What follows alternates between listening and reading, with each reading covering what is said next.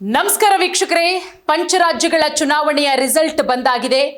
ಎಲ್ಲರ ಬಾಯಲ್ಲೂ ಕೂಡ ತಮಿಳುನಾಡಿನ ವಿಚಾರ ಏನಪ್ಪಾ ಅಂತ ಹೇಳಿದ್ರೆ, ದಳಪತಿ ವಿಜಯ್ ಅವರ ಪಕ್ಷ ಟಿವಿಕೆ ಭರ್ಜರಿಯಾಗಿ ಗೆಲುವನ್ನ ಕಂಡಿದೆ. ಎಲ್ಲೋ ಒಂದು ಕಡೆ ನಿರೀಕ್ಷೆ ಇತ್ತು, ವಿಜಯ್ ಅವರು ಟಫ್ ಫೈಟ್ ಕೊಡ್ತಾರೆ ಡಿಎಂಕೆಗೆ, ಅದರ ಜೊತೆಗೆ ಎಐಎಡಿಎಂಕೆಗೆ ಅಂತ ಹೇಳಿ. ಬಟ್ ಇಷ್ಟು ದೊಡ್ಡ ಮಟ್ಟದಲ್ಲಿ ಫೈಟ್ ಕೊಡ್ತಾರೆ, ಕಿಂಗ್ ಮೇಕರ್ ಆಗ್ತಾರೆ ಅನ್ನೋ ಮಾತುಗಳು ಕೂಡ ಕೇಳಬರ್ತಾ ಇತ್ತು. ಆದರೆ ಈಗ ತಮಿಳುನಾಡಿನ ಜನ ವಿಜಯ್ ಅವರಿಗೆ ನೀವು ಕಿಂಗ್ ಮೇಕರ್ ಆಗಬೇಡಿ, ನೀವು ಕಿಂಗೇ ಆಗಿ ಅಂತ ಹೇಳಿ ಭರ್ಜರಿಯಾದಂತಹ ಗೆಲುವನ್ನ ಕೊಟ್ಟಿದ್ದಾರೆ.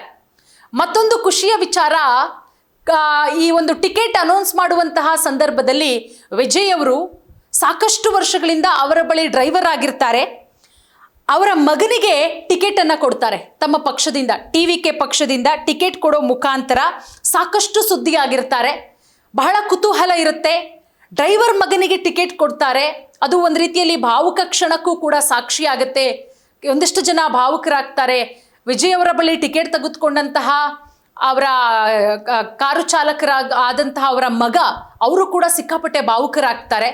ಈಗ ಖುಷಿಯ ವಿಚಾರ, ಅವರು ಕೂಡ ಗೆದ್ದಿದ್ದಾರೆ ಅಂತ ಹೇಳಿ. ವಿಜಯ್ ಅವರ ತಮಿಳಿಗ ವೆಟ್ರಿ ಕಳಗಂ ಪಕ್ಷದಿಂದ ತಮ್ಮ ದೀರ್ಘಕಾಲದ ಚಾಲಕರಾಗಿದ್ದಂತಹ ರಾಜೇಂದ್ರನ್ ಅವರ ಮಗ ಶಬರಿನಾಥನ್ ಅವರಿಗೆ ಟಿಕೆಟ್ ಅನ್ನ ಕೊಡಲಾಗುತ್ತೆ. ಯಾವ ಕ್ಷೇತ್ರ ಅಂತ ಹೇಳಿದ್ರೆ, ವಿರುಗಂಬಕ್ಕಂ ಕ್ಷೇತ್ರದಿಂದ ಚುನಾವಣೆಗೆ ಸ್ಪರ್ಧೆ ಮಾಡಿರ್ತಾರೆ ಶಬರಿನಾಥನ್ ಅವರು. ಅವರನ್ನು ಕೂಡ ತಮಿಳುನಾಡಿನ ಜನ ಭರ್ಜರಿಯಾಗಿ ಕೈ ಹಿಡಿದಿದ್ದಾರೆ, ಗೆಲ್ಲಿಸಿದ್ದಾರೆ. ಹಾಗಾದ್ರೆ ದಳಪತಿ ವಿಜಯ್ ಅವರ ಗೆಲುವಿಗೆ ಪ್ರಮುಖ ಅಂಶಗಳು ಏನು, ಎಲ್ಲಿ ಯಾವ ರೀತಿ ಗೆದ್ರು? ಮೊದಲ ಬಾರಿಗೆ ಚುನಾವಣೆ ಎದುರಿಸಿದಂತ ವಿಜಯ್ ಅವರಿಗೆ ಇಷ್ಟು ದೊಡ್ಡ ಮಟ್ಟದಲ್ಲಿ ಅಭೂತಪೂರ್ವ ಗೆಲುವನ್ನು ತಂದುಕೊಟ್ಟಿದ್ದಾರೆ ತಮಿಳುನಾಡಿನ ಜನ.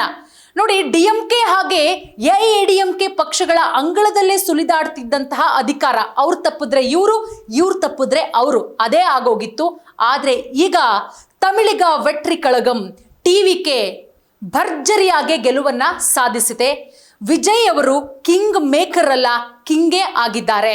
ಯಾಕಂದ್ರೆ ಚುನಾವಣೋತ್ತರ ಸಮೀಕ್ಷೆಗಳು, ಮತದಾನೋತ್ತರ ಸಮೀಕ್ಷೆಗಳು ಇದೆಲ್ಲ ಹೇಳಿತ್ತು, ಎಲ್ಲೋ ಒಂದು ಕಡೆ ಟಫ್ ಫೈಟ್ ಕೊಡ್ತಾರೆ ವಿಜಯ್ ಅವರು, ಕಿಂಗ್ ಮೇಕರ್ ಆಗ್ತಾರೆ ಅಂತ ಹೇಳಿ. ಬಟ್ ಕಿಂಗ್ ಆಗ್ತಾರೆ ಅಂತ ಯಾರು ಕೂಡ ಹೇಳಿರಲಿಲ್ಲ. ಈಗ ಎಲ್ಲಾ ಲೆಕ್ಕಾಚಾರಗಳನ್ನ ವಿಜಯ್ ಅವರು ಉಲ್ಟಾ ಮಾಡಿದ್ದಾರೆ, ತಾವೇ ಕಿಂಗ್ ಆಗಿದ್ದಾರೆ. ನೋಡಿ, ಒಂದು ಕಡೆ MG ರಾಮಚಂದ್ರನ್, ಅದರ ಜೊತೆಗೆ ಜಯಲಲಿತಾ ನಂತರ ಇದೀಗ ತಮಿಳುನಾಡಿನ ಮುಖ್ಯಮಂತ್ರಿ ಆಗುವಂತಹ ಅವಕಾಶವನ್ನ ವಿಜಯ್ ಟಿವಿಕೆ ಕೈ ಹಿಡಿದಿದೆ, ವಿಜಯ್ ಅವರ ಟಿವಿಕೆ ಪಕ್ಷ. ಹಾಗಾದ್ರೆ ವಿಜಯ್ ಅವರ ಕೈ ಹಿಡಿದಂತಹ ಅಂಶಗಳು ಏನು, ವಿಜಯ್ ಅವರು ಯಾವ ರೀತಿ ಗೆದ್ರು? ಪಾಯಿಂಟ್ ನಂಬರ್ 1, ವಿಜಯ್ ಅವರು ಸರಿಯಾದ ಸಮಯದಲ್ಲಿ ರಾಜಕೀಯ ಪ್ರವೇಶವನ್ನ ಮಾಡಿದ್ದು. ಡಿಎಂಕೆ ಬಿಟ್ರೆ ಎಐಎಡಿಎಂಕೆ ಬಿಟ್ರೆ ಡಿಎಂಕೆ, ಇದು ಬಹುತೇಕ 6 ದಶಕಗಳಿಂದಲೂ ಕೂಡ ತಮಿಳುನಾಡಿನಲ್ಲಿ ಅಧಿಕಾರ ಹಂಚಿಕೆ ಆಗ್ತಾ ಬರ್ತಾ ಇತ್ತು. ಅವ್ರು ಬಿಟ್ರೆ ಇವರು, ಇವ್ರು ಬಿಟ್ರೆ ಇವರು. ಜನ ಕೂಡ ಬೇಸತ್ತಿದ್ರು, ಹೊಸಬರು ಬರ್ತಾರೆ ಅಂತ ಕಾಯ್ತಾನೆ ಇದ್ರು. ಇದೇ ಸಮಯದಲ್ಲಿ ರಜನಿಕಾಂತ್ ಅವರು ಕೂಡ ಬರ್ತೀನಿ ರಾಜಕೀಯಕ್ಕೆ ಅಂತ ಹೇಳ್ತಾನೆ ಇದ್ರು, ಹೊರತು ಬಂದಿರಲಿಲ್ಲ. ಬಟ್ ಇಂಥ ಟೈಮನ್ನು ಉಪಯೋಗ ಮಾಡ್ಕೊಂಡ್ರು ವಿಜಯ್ ಅವರು. ಅದರ ಜೊತೆಗೆ ಡಿಎಂಕೆಗೆ ಆಡಳಿತ ವಿರೋಧಿ ಅಲೆ ಈ ಬಾರಿ ಎದುರಾಗಿದ್ದು ಒಂದು ಕಡೆ, ಅದರ ಸಂಪೂರ್ಣ ಲಾಭವನ್ನ ಪಡೆಯುವಲ್ಲಿ ಎಐಎಡಿಎಂಕೆ ವಿಫಲ ಆಯಿತು. ಅದರ ಲಾಭವನ್ನ ಪಡ್ಕೊಂಡಿದ್ದು ವಿಜಯ್ ಅವರು. ಮಾಜಿ ಮುಖ್ಯಮಂತ್ರಿ ಜಯಲಲಿತಾ ಅವರ ನಿಧನದ ನಂತರ ಉಂಟಾದಂತಹ ಆಂತರಿಕ ಬಿಕ್ಕಟ್ಟಿನಿಂದ ಎಐಎಡಿಎಂಕೆ ಬಲ ಕುಸಿದಿರೋದು ಕೂಡ ಇವತ್ತು ವಿಜಯ್ ಅವರ ಗೆಲುವಿಗೆ ಕಾರಣ ಅಂತಾನೆ ಹೇಳಬಹುದು. ಇಂತಹ ಸಂದರ್ಭದಲ್ಲೇ ವಿಜಯ್ ಅವರು ರಾಜಕೀಯವನ್ನ ಪ್ರವೇಶ ಮಾಡ್ತಾರೆ. ಟಿವಿಕೆ ಪಕ್ಷವನ್ನ ಸ್ಥಾಪನೆ ಮಾಡಿ ಅದರ ತಕ್ಕನಾದಂತಹ ಕೆಲಸವನ್ನ ಕೂಡ ಮಾಡ್ತಾರೆ. ಪರ್ಯಾಯ ನಾಯಕತ್ವ ಸರ್ಕಾರವನ್ನ ಜನ ನೋಡ್ತಾ ಇದ್ರು, ತಮಿಳುನಾಡಿನ ಜನ ಈಗ ವಿಜಯ್ ಅವರ ಕೈ ಹಿಡಿದಿದ್ದಾರೆ. ಮತ್ತೊಂದು ಪಾಯಿಂಟ್ ವಿಜಯ್ ಅವರು ಗೆಲ್ಲೋದಕ್ಕೆ, ರೈತರ ಅಸಮಾಧಾನ, ತಮಿಳುನಾಡಿನ ಅನ್ನದ ಬಟ್ಟಲು ಎನ್ನಲಾಗುವ ಕಾವೇರಿ ನದಿ ಮುಖಜ ಭೂಮಿ ಅಥವಾ ಕೇಂದ್ರ ಭಾಗದಲ್ಲಿ ರೈತರ ಅಸಮಾಧಾನ ಕೂಡ ಬಲಗೊಂಡಿರುತ್ತೆ. ಇದು ಡಿಎಂಕೆಗೆ ದೊಡ್ಡ ಮಟ್ಟದಲ್ಲಿ ಹಿನ್ನಡೆಯಾಗುತ್ತೆ. 2021 ವಿಧಾನಸಭಾ ಚುನಾವಣೆ ವೇಳೆ ಈ ಭಾಗದ 46 ಸ್ಥಾನಗಳ ಪೈಕಿ 40ರಲ್ಲಿ ಜಯ ಕಂಡಿರುತ್ತೆ ಡಿಎಂಕೆ. ಈ ಬಾರಿ ಆ ಭಾಗದಲ್ಲಿ ದೊಡ್ಡ ಮಟ್ಟದಲ್ಲಿ ನೀರಸ ಪ್ರದರ್ಶನವನ್ನ ಡಿಎಂಕೆ ತೋರುತ್ತೆ. ಸರ್ಕಾರ ನಮ್ಮ ಸಮಸ್ಯೆಗಳನ್ನ ಆಲಿಸ್ತಾ ಇಲ್ಲ, ನಮಗೆ ನಮ್ಮ ಬಗ್ಗೆ ಸರ್ಕಾರ ಕಾಳಜಿ ತೋರ್ತಾ ಇಲ್ಲ, ಪ್ರವಾಹದಿಂದ ಆಗಿರುವಂಥ ಬೆಳೆ ಹಾನಿಗೆ ಪರಿಹಾರ ಕೊಡ್ತಾ ಇರುವಂಥ ಪರಿಹಾರವೂ ಕೂಡ ನಮಗೆ ಸಾಲ್ತಾ ಇಲ್ಲ, ರಸಗೊಬ್ಬರ ಕೊರತೆ ಎಲ್ಲವೂ ಕೂಡ ಇದೆ ಅಂತ ಹೇಳಿ ಜನ ಚುನಾವಣೆ ಆಗೋದಕ್ಕಿಂತ ಮುಂಚೆನೆ ಸಾಕಷ್ಟು ಅಸಮಾಧಾನ ವ್ಯಕ್ತಪಡಿಸಿರ್ತಾರೆ.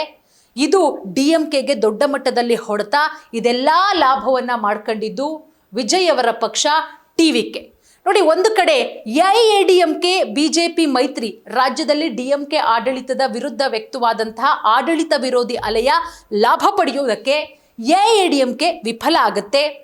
ಇದೇ ಕಾರಣಕ್ಕೆ ಜನರು AIADMK ಅತ್ತ ಒಲವು ಹೊಂದಿದ್ರೂ ಕೂಡ ಆ ಪಕ್ಷ ಯಾವಾಗ BJPಯೊಂದಿಗೆ ಕೈ ಜೋಡಿಸುತ್ತೋ ಜನ ಕೂಡ ಸಹಜವಾಗಿಯೇ ಅಸಮಾಧಾನವನ್ನ ವ್ಯಕ್ತಪಡಿಸುತ್ತಾರೆ. ಅದೇ ಕಾರಣಕ್ಕೆ ದ್ರಾವಿಡ ನೆಲೆಯ ರಾಜ್ಯದ ಜನರ ಚಿತ್ತ ಏನಾಗುತ್ತೆ ಅಂತ ಹೇಳಿದ್ರೆ ಮೂರನೇ ಪಕ್ಷದತ್ತ ಹೊರಳುತ್ತೆ. ಅದು ಈಗ ರಿಸಲ್ಟ್ ಬಂದಿದೆ. ವಿಜಯ್ ಅವರು ಅತಿ ದೊಡ್ಡ ಪಕ್ಷವಾಗಿ ಹೊರಹೊಮ್ಮಿರೋದು. ತಮಗೆ ಇರುವಂತಹ ಇಮೇಜ್ ಅನ್ನ ಬಳಸ್ಕೊಳ್ತಾರೆ. ಇಲ್ಲಿ ಪ್ರಮುಖವಾಗಿ ಸಿನಿರಂಗದಲ್ಲಿ ದಳಪತಿ ಅಥವಾ ತಲಪತಿ ಎಂದೇನೆ ಖ್ಯಾತರಾಗಿದ್ದಾರೆ ವಿಜಯ್ ಅವರು. 56 ವರ್ಷದ ವಿಜಯ್ ತಮ್ಮ ಅಪಾರ ಅಭಿಮಾನಿಗಳ ಬೆಂಬಲದೊಂದಿಗೆ ದೊಡ್ಡ ಮಟ್ಟದಲ್ಲಿ ಆ ಒಂದು ಬೆಂಬಲ ಏನಿದೆ ಅದೆಲ್ಲವನ್ನ ಕೂಡ ಬಳಸ್ಕೊಳ್ತಾರೆ. 2024ರಲ್ಲೇ ಅವರು TVK ಪಕ್ಷವನ್ನ ಸ್ಥಾಪನೆ ಮಾಡ್ತಾರೆ. ಬೇರೆ ಪಕ್ಷದೊಂದಿಗೆ ಕೈ ಜೋಡಿಸ್ತಾರೆ ಹಾಗೆ ಹೀಗೆ ಅನ್ನುವ ಊಹಾಪೋಹಗಳಿದ್ರೂ ಕೂಡ ಬಟ್ ಏಕಾಂಗಿಯಾಗಿ ಆಗಿದ್ದಾಗ್ಲಿ ಅನ್ನೋ ನಿಟ್ಟಿನಲ್ಲಿ ಮೊದಲ ಬಾರಿಗೆ ವಿಜಯ್ ಅವರು ಪರೀಕ್ಷೆಯನ್ನ ಎದುರಿಸ್ತಾರೆ. ಸಿನಿಮಾಗಳಲ್ಲಿ ಯಾವ ರೀತಿ ಬಡವರಿಗಾಗಿ ಹೋರಾಡುವ, ಭ್ರಷ್ಟರನ್ನ ಹಣಿಯುವ, ನ್ಯಾಯಕ್ಕಾಗಿ ಕೆಲಸ ಮಾಡೋ ನಾಯಕನ ಪಾತ್ರದಲ್ಲಿ ತೆರೆ ಮೇಲೆ ಮಿಂಚ್ತಾರೋ ವಿಜಯ್, ಯುವಕರ ಕಣ್ಮಣಿ ಜನನಾಯಕನ ಇಮೇಜ್ ಅವರಿಗೆ ದೊರಕುತ್ತೆ. ಅದನ್ನ ಬಹಳ ಚೆನ್ನಾಗೇ ಬಳಸ್ಕೊಳ್ತಾರೆ ಜನರ ಮುಂದೆ ವಿಜಯ್ ಅವರು. ತಮ್ಮ ಅಭಿಮಾನಿಗಳನ್ನ ಮತದಾರರನ್ನಾಗಿ ಕನ್ವರ್ಟ್ ಮಾಡುವಲ್ಲಿ ವಿಜಯ್ ಅವರು 100ಕ್ಕೆ 100% ಇವತ್ತು ಯಶಸ್ಸನ್ನ ಪಡ್ಕೊಂಡಿದ್ದಾರೆ. ನೋಡಿ, ಮತ ತಂದುಕೊಟ್ಟ ಜನಪ್ರಿಯತೆ 2025ರ ಸೆಪ್ಟೆಂಬರ್ 27ನೇ ತಾರೀಕು ಕರೂರಿನಲ್ಲಿ ಪಕ್ಷದ ಸಮಾವೇಶ ನಡೆಯುತ್ತೆ. ಕಾಲ್ ತುಳಿತ ಆಗತ್ತೆ. 41 ಜನ ಸಾವನ್ನಪ್ತಾರೆ, 80ಕ್ಕೂ ಹೆಚ್ಚು ಜನ ಗಾಯಗೊಳ್ತಾರೆ. ಇದು ರಾಜ್ಯದಲ್ಲಿ ಮಾತ್ರ ಅಲ್ಲ, ರಾಷ್ಟ್ರಾದ್ಯಂತ, ತಮಿಳುನಾಡಲ್ಲಿ ಅಷ್ಟೇ ಅಲ್ಲ, ರಾಷ್ಟ್ರಾದ್ಯಂತ ಸುದ್ದಿ ಆಗತ್ತೆ. ಅದೊಂದು ಕಡೆಯಷ್ಟೇ ಅಲ್ಲ, ವಿಜಯ್ ಎಲ್ಲೆಲ್ಲಿ ರ್ಯಾಲಿ ಮಾಡ್ತಾರೋ, ಎಲ್ಲೆಲ್ಲಿ ಸಮಾವೇಶಗಳನ್ನ ಮಾಡ್ತಾರೋ ಅಲ್ಲೆಲ್ಲ ಅವರಿಗೆ ಅಭೂತಪೂರ್ವವಾದಂಥ ಯಶಸ್ಸು. ಅದರಲ್ಲೂ ಮಹಿಳೆಯರು ಮತ್ತು ಯುವಕರು ಒಳ್ಳೆಯ ರೆಸ್ಪಾನ್ಸ್ ವ್ಯಕ್ತವಾಗುತ್ತೆ. ಇಲ್ಲಿ ಯುವಕರು ಕೈ ಹಿಡಿದಿದ್ದಾರೆ ದೊಡ್ಡ ಮಟ್ಟದಲ್ಲಿ, ಯಂಗ್ಸ್ಟರ್ಸು. ಇವು ವಿಜಯ್ ಜನಪ್ರಿಯತೆಗೆ ಸಾಕ್ಷಿ. ಇಷ್ಟೂ ಜನಪ್ರಿಯತೆಗಳು ಎಲ್ಲವೂ ಕೂಡ ವಿಜಯ್ ಅವರಿಗೆ ಮತವಾಗಿ ಪರಿಣಮಿಸುತ್ತೆ. ಎಲ್ಲೆಲ್ಲಿ ವಿಜಯ್ ಅವರು ಪ್ರಚಾರಕ್ಕೆ ಹೋಗ್ತಾರೋ ಅಲ್ಲೆಲ್ಲ ಅಭಿಮಾನಿಗಳು ಅಪಾರ ಸಂಖ್ಯೆಯಲ್ಲಿ ಭಾಗಿಯಾಗ್ತಾರೆ. ಸೊ ಹಾಗಾಗಿ ವಿಜಯ್ ಎಲ್ಲ ಏನೇನಿದೆ ಅವರಿಗೆ ಅವಕಾಶಗಳು ಎಲ್ಲ ಕಡೆನೂ ಕೂಡ ಅದನ್ನ ಬಳಸ್ಕೊಂಡು ವಿಜಯ್ ಇವತ್ತು ಅಭೂತಪೂರ್ವವಾದಂತಹ ಗೆಲುವನ್ನ ಸಾಧಿಸಿದ್ದಾರೆ. ನೋಡೋಣ, ತಮಿಳುನಾಡಿನ ನೂತನ ಮುಖ್ಯಮಂತ್ರಿ ಆಗ್ತಾರಾ ವಿಜಯ್ ಅವರು, ಅಥವಾ ಬೇರೆಯವರಿಗೇನಾದ್ರೂ ಮುಖ್ಯಮಂತ್ರಿ ಪಟ್ಟವನ್ನ ಬಿಟ್ಕೊಡ್ತಾರಾ? ಈಗ ಆಲ್ರೆಡಿ ಕಿಂಗ್ ಮೇಕರ್ ಅಲ್ಲ, ಕಿಂಗೇ ಆಗಿದ್ದಾರೆ. ನೆಕ್ಸ್ಟ್ ವಿಜಯ್ ಅವರು ಯಾವ ಸ್ಟೆಪ್ ತಗೋತಾರೆ ಅನ್ನೋದೇ ಬಹಳಷ್ಟು ಕುತೂಹಲ. ಒಟ್ಟಾರೆ ತಮಿಳುನಾಡಿನ ಜನ ನಿರೀಕ್ಷೆಯನ್ನ ಮೀರಿ ವಿಜಯ್ ಅವರಿಗೆ ಅದ್ಭುತವಾದಂತಹ ಬೆಂಬಲವನ್ನ ಕೊಟ್ಟಿದ್ದಾರೆ. ಈ ಬೆಂಬಲವನ್ನ ಮುಂದಿನ ದಿನಗಳಲ್ಲಿ ದಳಪತಿ ವಿಜಯ್ ಯಾವ ರೀತಿ ತೆಗೆದುಕೊಂಡು ಹೋಗ್ತಾರೆ ಕಾದು ನೋಡ್ಬೇಕಾಗತ್ತೆ.